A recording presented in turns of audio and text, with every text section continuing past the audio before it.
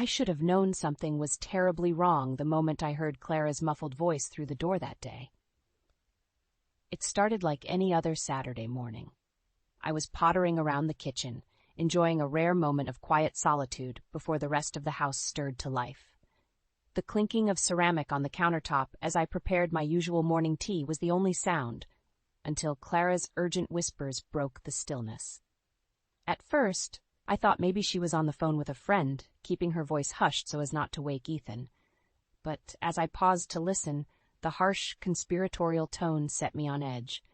There was no warmth, no laughter in her clipped words, just a forceful intensity that raised the hairs on the back of my neck. "Handled soon, before he gets suspicious," she hissed, her consonants sharp like icy needles. "Just make sure you're ready to move when I give the signal." My heart stammered in my chest as the implication of her words sank in like a stone to the pit of my stomach. She was plotting something deceitful, something aimed at hurting my Ethan. Of that, I had no doubt. In that moment, everything I thought I knew about my daughter-in-law, Clara, collapsed around me. Gone were the innocent smiles, the loving embraces she showered my only son with whenever I came to visit. Just one short, overheard conversation, and the woman I trusted with my family's happiness was suddenly a viper, poised to strike at our very hearts. How long had this malicious deceit been going on under my nose? What fresh hell was she concocting against my beloved boy, her own husband? 1,000 frantic thoughts whirled like a cyclone as fury and disbelief warred within me. I wanted to burst through that door right there and demand the truth. To grab Clara by her slender shoulders and shake it out of her until she spilled every last treacherous secret. But something held me back, a fleeting wisdom warning me not to expose my hand until I knew what game she was playing.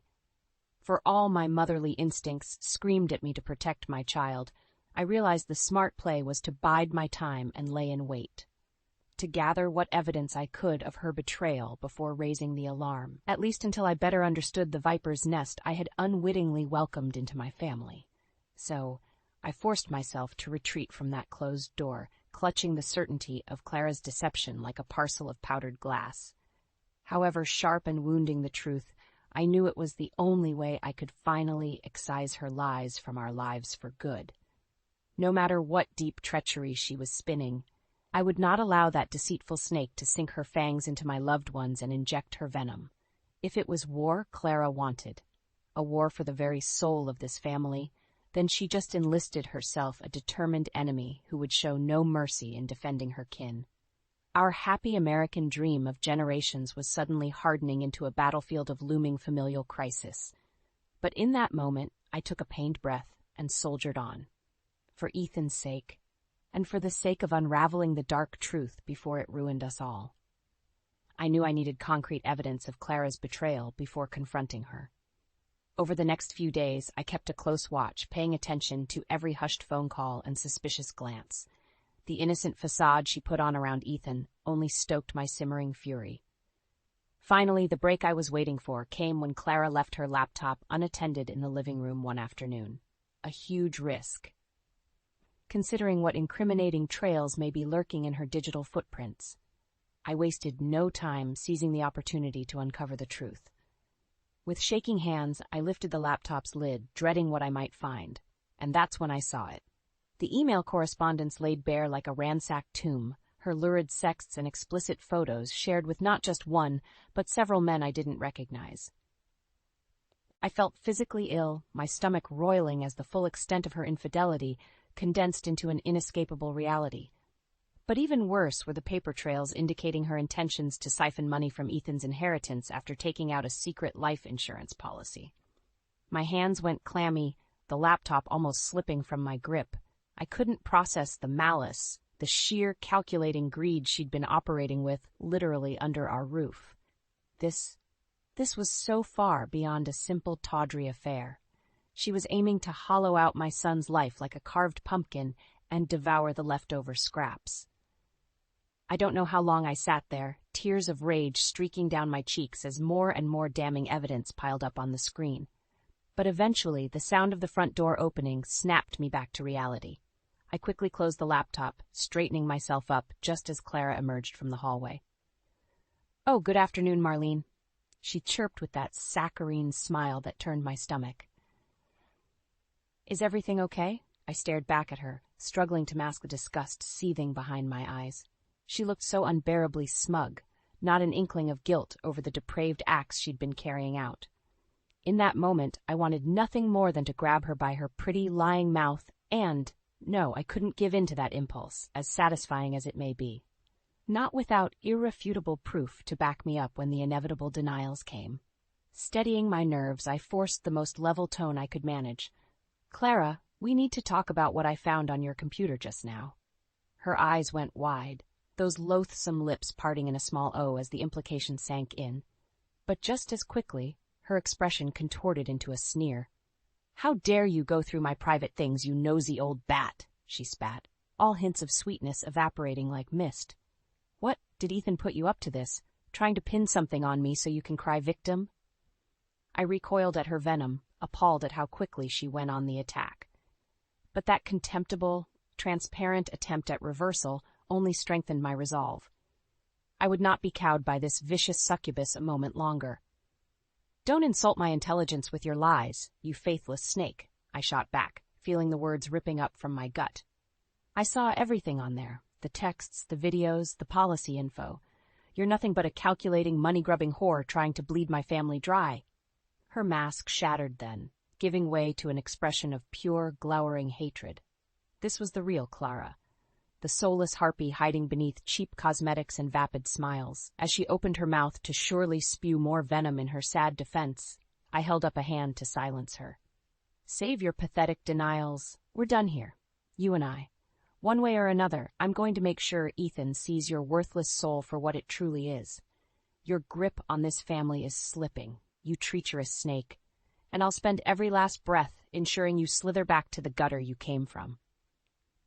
With that vow lingering in the air like a prophecy, I turned on my heel and stormed out, leaving her to stew in the putrid mess of her own making.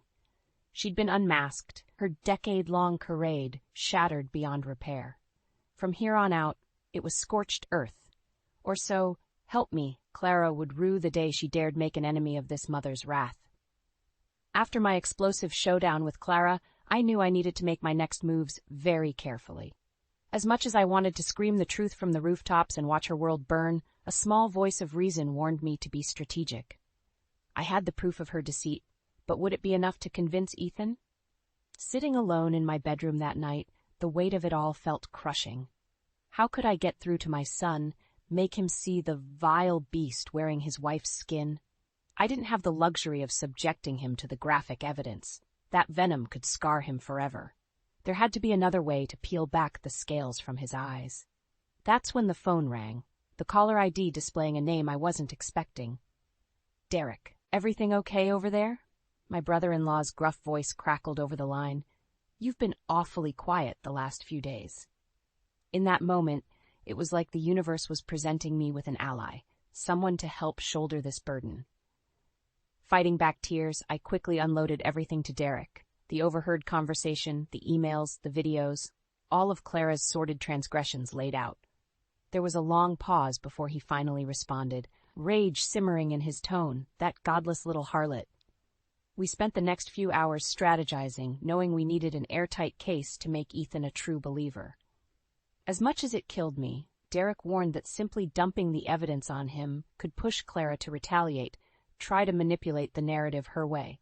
We need to bait her into slipping up, get her nefarious plans on record, so that Snake has nowhere left to wiggle, he said, his words like arcs of electricity reigniting my dwindling resolve.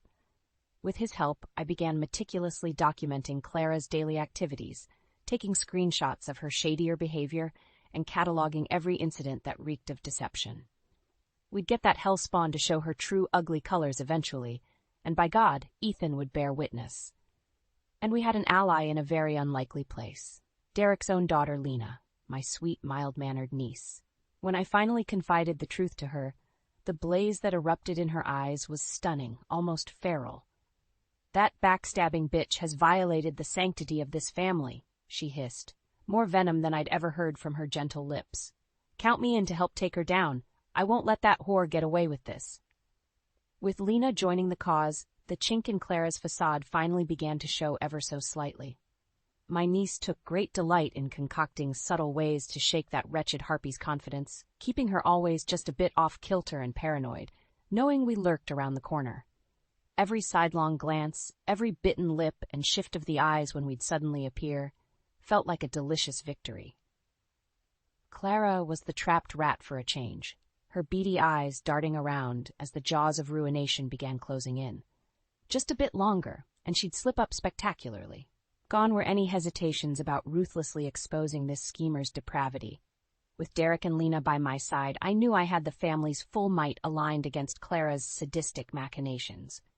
For months, that godless vulture had been feeding on our love, our trust, but now the predator was about to become the prey.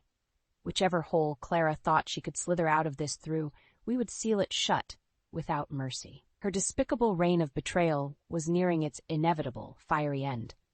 And as the splinter of loved ones committed to her demise, we would ensure the inferno that consumed her left no secrets remaining.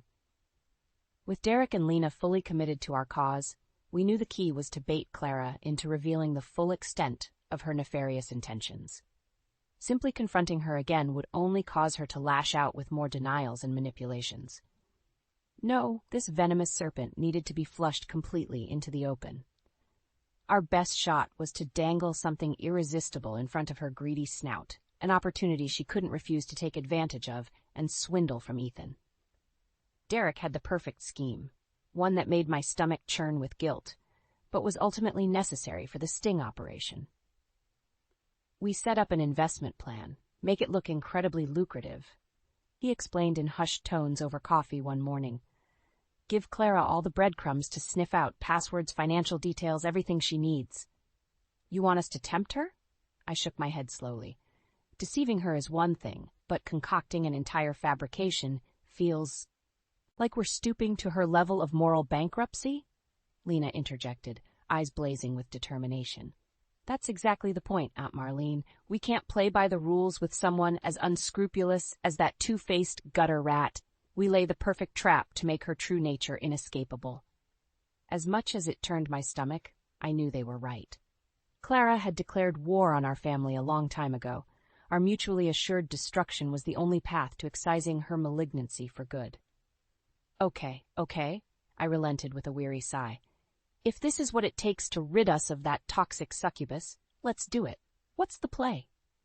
Over the next few weeks, we carefully constructed an airtight honeypot tailored to appeal precisely to Clara's insatiable greed and blatant disregard for ethics. A too-good-to-be-true investment vehicle, with documents and financials readied, just waiting for her thieving tendrils to start slithering all over it. Derek and I played the parts of bumbling family members, feigning confusion over these perplexing investments as Clara's eyes gleamed with avarice. It made me want to vomit, watching her perfectly conceal the ravenous glee behind that vapid beauty queen smirk as the trap was set. You know, these financials seem complicated, Derek said one afternoon as we discussed the details over lunch. I really could use someone smarter with this kind of thing to take a look. Like piranha scenting blood in the water, Clara's whole demeanor shifted, her carefully practiced look of concern barely masking the predatory hunger in her dark eyes. Oh, Derek, you know I'm always happy to help out however I can with this sort of thing. She chirped in that saccharine lilt that made my molars grind. Why don't you pass those documents along and I'll take a look this evening? No pressure at all, but I'd hate to see an opportunity slip through the cracks. The dewy-eyed look of faux innocence she shot my way caused a flare of anger to surge through me. That forked tongue might as well be lashing out between her deceitful lips. But I bit back the venom welling up, forcing myself to play along. Are you sure, dear? I feel just awful piling more on your plate. Absolutely. Think nothing of it. The raptor gave a disarming chuckle, waving away my faux concern with perfectly manicured talons. It'll be my pleasure to lend my expertise. I'll go over each and every detail to make sure we don't miss a single lucrative window.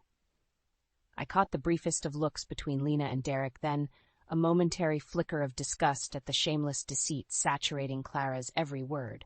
But we all remained steadfast, treading carefully as the viper began uncoiling itself around our tempting lure.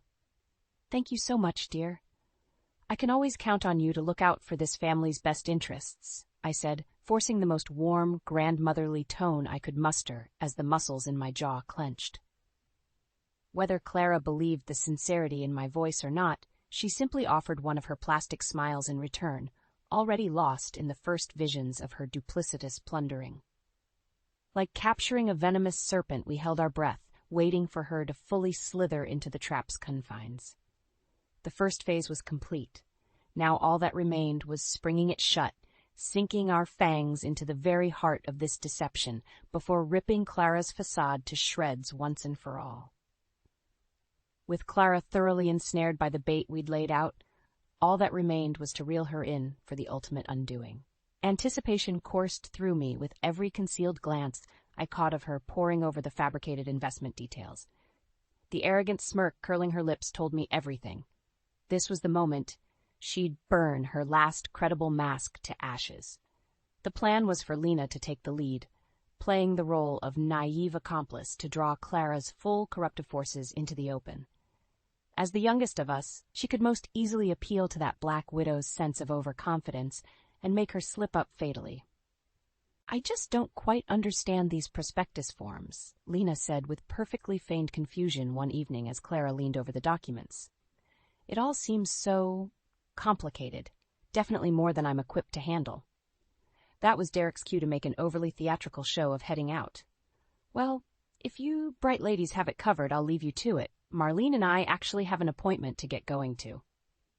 Yes, we really must get moving, I added with a pointed look towards my traitorous daughter-in-law. You don't mind keeping an eye on things here for a while, do you, Clara dear? The she-devil looked up from the papers with a smile so calculated it could have been printer-generated. Of course, I'd be simply delighted to walk Lena through all the finer points. And with that, Derek and I made our exit, leaving the trap ready to be sprung.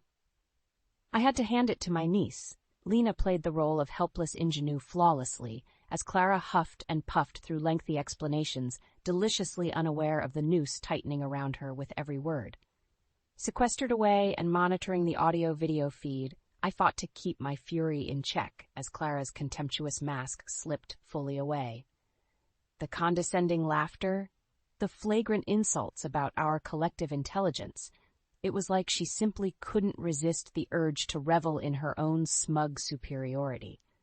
I swear, you poor dear, it's a miracle you're not institutionalized with how little you understand, she gloated with an exaggerated roll of her eyes. Thank goodness you'll have me around to handle matters like these. Lord knows your idiot family would bungle it into bankruptcy before the first quarter's figures even hit. Lena recoiled with a perfectly delivered flinch, suckering Clara into brazenly continuing her torrent of bile. Seriously, why do you think I've stuck around playing dutiful wife to that dullard Ethan all these years? Certainly not for his rapturous skills in the bedroom, I can tell you that. Her derisive cackle pierced the airwaves, the sound of rancid nails on chalkboard scraping against my very soul. Mercifully, Lena allowed only the faintest look of shock to cross her features in response. Well, you always did seem to dote on him so supportively, she managed to stammer through expertly feigned distress. Does that mean you've been faking it all along? In an instant, Clara's expression went predatory, like a shark scenting chum in the water as she leaned in conspiratorially close. Fake it? She hissed with sneering contempt. Oh, honey, I've been meticulously planning this family's demise since before I even met that sad sack of a husband. With those damning words vocalized, the final hook was baited. I watched in speechless revulsion as Clara enthusiastically divulged every last lurid detail of her machinations, the ulterior motives behind their marriage, the mistress arrangements with her lovers, the insurance fraud schemes, and slow marination of Ethan's finances into her control.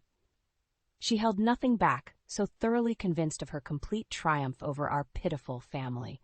I've been drip-feeding that simple-minded oaf his own cuckoldry for years now, she cackled with revolting glee. And once I finally gain dominion over his family's assets, I'll detonate the whole truth bomb right in his stupid face, just to watch it shatter him. He'll be left with nothing, no wife, no money, no pride.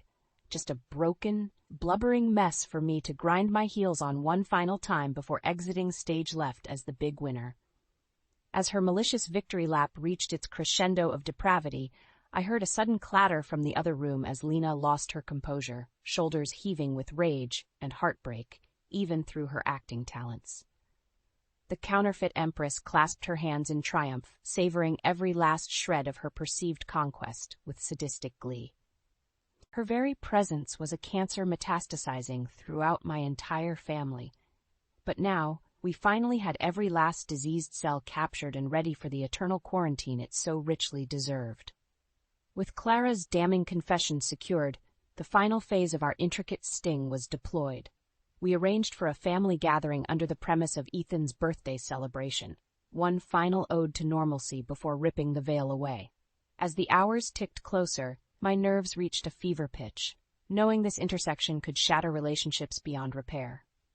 But Clara's overwhelming malice overshadowed any fear. She needed to be exposed, no matter how much anguish it caused. Evil this deeply rooted could not be allowed to fester any longer within our family. Seeing Ethan's bright smile as he embraced his venomous wife made me physically ill. How could he remain so blindingly oblivious to the viper coiled in his midst? It took everything I had to play the role of doting mother, feigning joy as gifts were exchanged and celebrations commenced. When the moment finally came, I exchanged a subtle nod with Derek and Lena. They moved to seal the exits as I stood, clearing my throat to gather the room's attention. Even Clara tilted her head inquisitively, that plastic smile straining at the corners as if she could somehow sense the trap about to spring shut. Before we continue with the festivities, there's an important matter we need to discuss, I began, unable to mask the tremor in my voice any longer. Something that can no longer be avoided or swept under the rug. The temperature in the room seemed to plummet as all eyes turned towards me, Ethan's expression becoming one of sudden concern. "Mom, is everything okay?" Through the swell of nausea, I focused every ounce of resolve on the woman beside him, the soulless, depraved harpy masquerading as his beloved wife.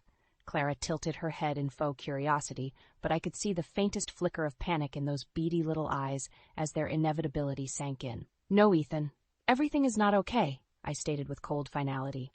"For years now, your family has been suffering an infestation of lies and betrayal, and it's time that cancer was cut out for good." A hush draped over the room like a suffocating blanket as the implications slowly dawned on Clara. I caught Derek inching forward from the corner of my vision, boxing in his prey. "You see, your dear wife here hasn't been quite the faithful partner she's made herself out to be. In fact, that woman is nothing more than a manipulative liar and an accomplished con artist, one who's been actively cheating and orchestrating your personal, emotional, and financial ruin."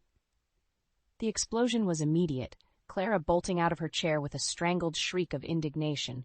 "How dare you make such vile, outrageous accusations?" she spat with turbocharged venom, whirling on my son. "Ethan, you can't possibly believe a word from these deranged liars. They're just bitter, jealous old harpies who can't stand to see us happy." But Ethan simply stared back in mute horror, his world crumbling beneath the weight of her visceral panic. When no denial or defense came from him, the terror in Clara's eyes reached a crescendo. Seizing the moment, Derek and Lena moved in with the laptop containing her recorded confessions, allowing the raw audio to blast through the room in high-definition clarity.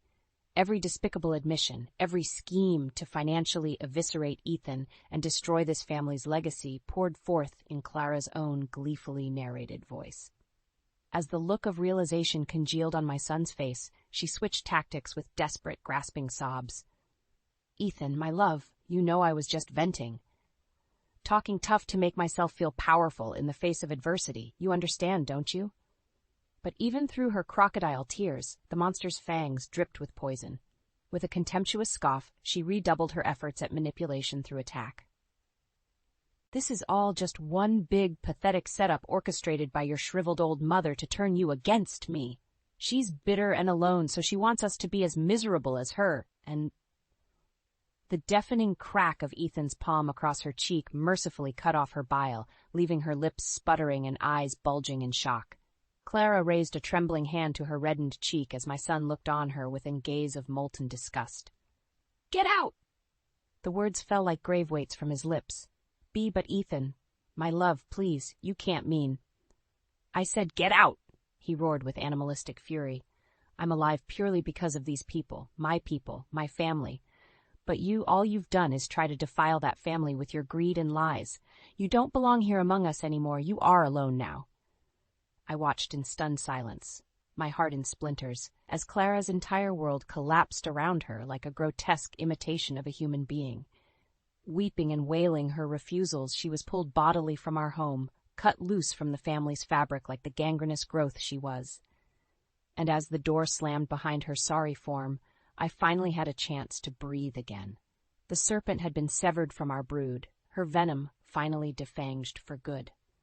In the aftermath of Clara's cataclysmic unmasking, the silence that blanketed our home was deafening. Like the uneasy calm after a tornado's passing, we were left to take stock of the upheaval and devastation left in its wake. Ethan retreated into a shell of mute shock and betrayal, unable to even look me in the eye. I couldn't begin to fathom the vortex of emotions swirling within him, the anguish of being so systematically deceived by the person he trusted most, the humiliation of being played for a fool, the rage at her depravity. Just watching his hollow stare was like bearing witness to a light slowly snuffing out. For several days he remained that way, a ghost drifting through these halls he once called home. Derek and Lena attempted to reach out to remind him he wasn't alone in his grief and anger, but the walls he'd erected to protect what fragments remained of his heart were impenetrable. For my part, I didn't dare force consolation on him too soon.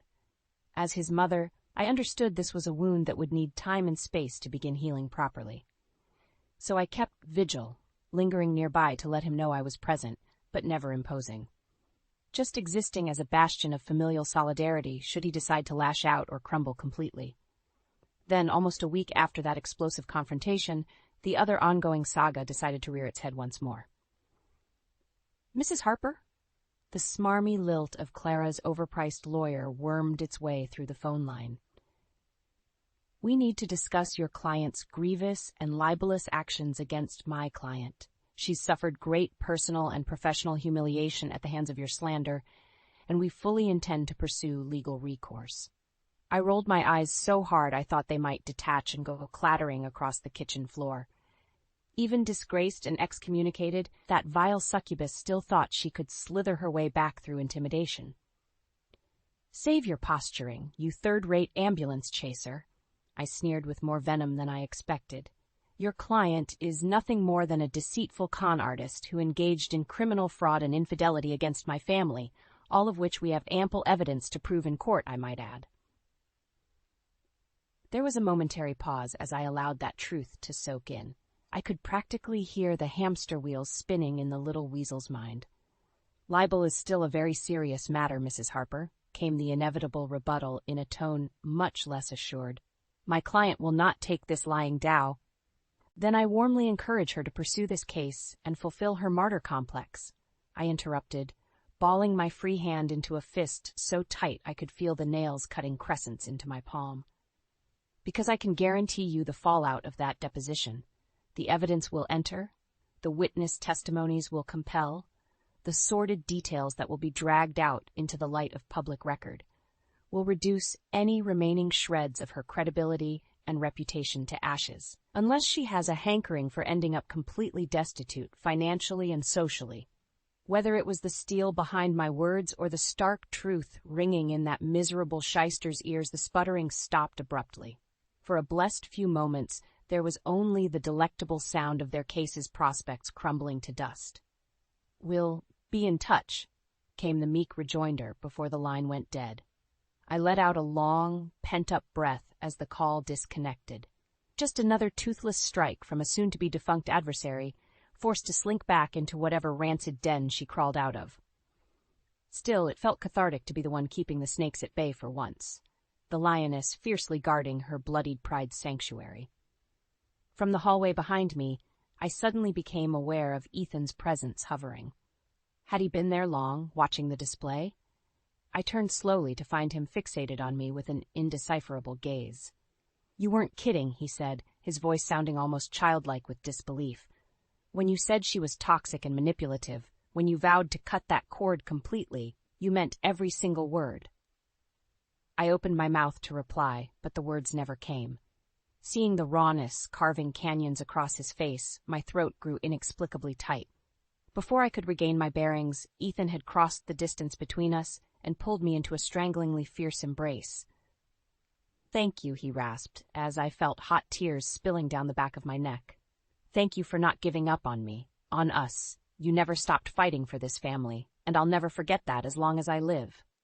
Heaving sobs racked my own body as I hugged him back with equal desperation, my lips murmuring every soothing reassurance a mother could muster between gasps for air.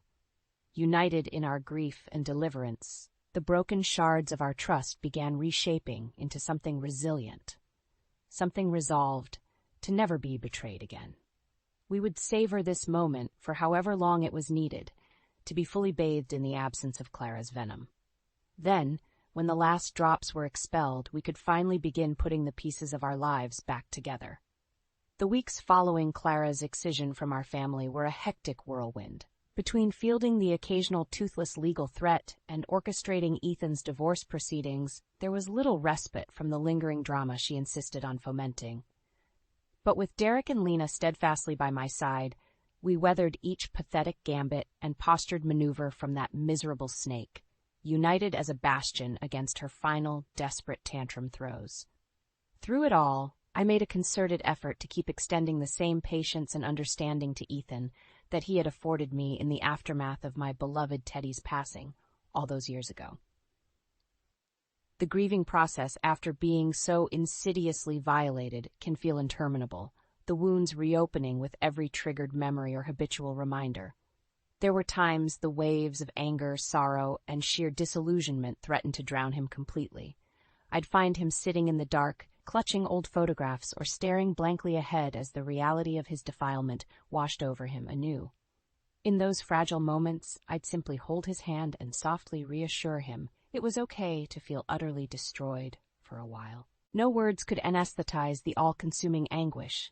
It had to be fully experienced, cauterized with time until the flames of betrayal burned down to embers. I'd been through similar depths before in the wake of Teddy's death and could impart that hard-earned wisdom.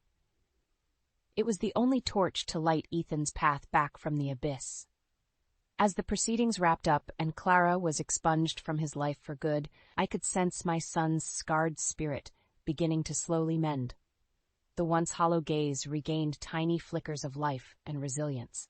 Each day saw him engage more fully with the world, rediscovering those simple joys and passions that she had systematically leached away.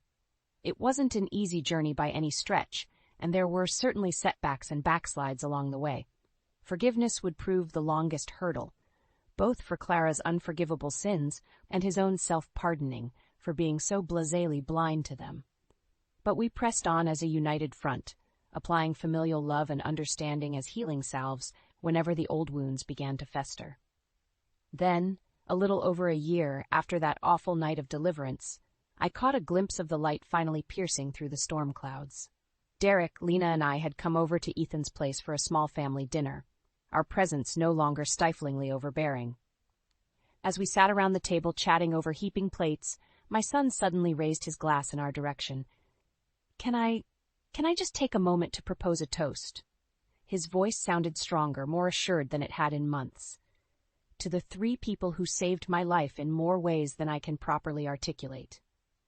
He turned to Derek first, offering a respectful nod. "You were the strategist, the voice of cold, pragmatic reason when my whole world was crumbling. If not for your insights and careful planning, I might still be trapped under that vile woman's control, wasting away in oblivion." Derek accepted the praise with a humble dip of his head. Ethan's gaze then fell on Lena, shining with unmistakable reverence. "You were our secret weapon, the warrior princess who stared true evil right in the face without flinching. I'll never forget your bravery, your commitment to defending me, defending all of us, from that. He trailed off with a pained look before recovering, his features hardening. That a succubus like Clara was even allowed to smear her darkness across our family is a sin I'll spend lifetimes atoning for. But you were the light that cut through and banished her for good." Lena flushed under the weight of such admiration, flashing a reassuring smile. Finally, Ethan's eyes found their way to me, shimmering with a soulful depth that instantly reopened the cracks in my heart all over again. "And Mom, what can I possibly say to the one person who never stopped believing I was worth saving, even when the evil had corroded me down to my foundations?"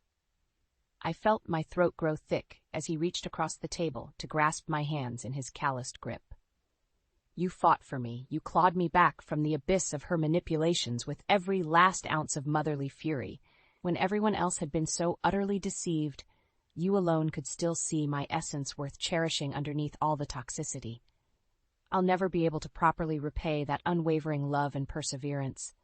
Tears streamed freely down both our cheeks as mother and son embraced, allowing the roiling tsunami of love and regret, of deliverance and resilience, to crash over us in waves once more. In that moment, the last vestiges of Clara's blight were finally washed away by the restorative power of family. When we eventually pulled apart with weary smiles, I could see the man I had fought so fiercely to protect, shining through my son's eyes once more. Hardened by betrayal yet edified in spirit, ready to joyfully rejoin the world and have a fresh reckoning for the depravities lurking amidst the light. As the conversation resumed with laughter and fresh resilience, I caught Ethan watching me with a contented expression. A lifetime of adoration and hard-won wisdom passed between our shared gaze, the reconnected heartbeat of this clan united against any evil that dared to encroach.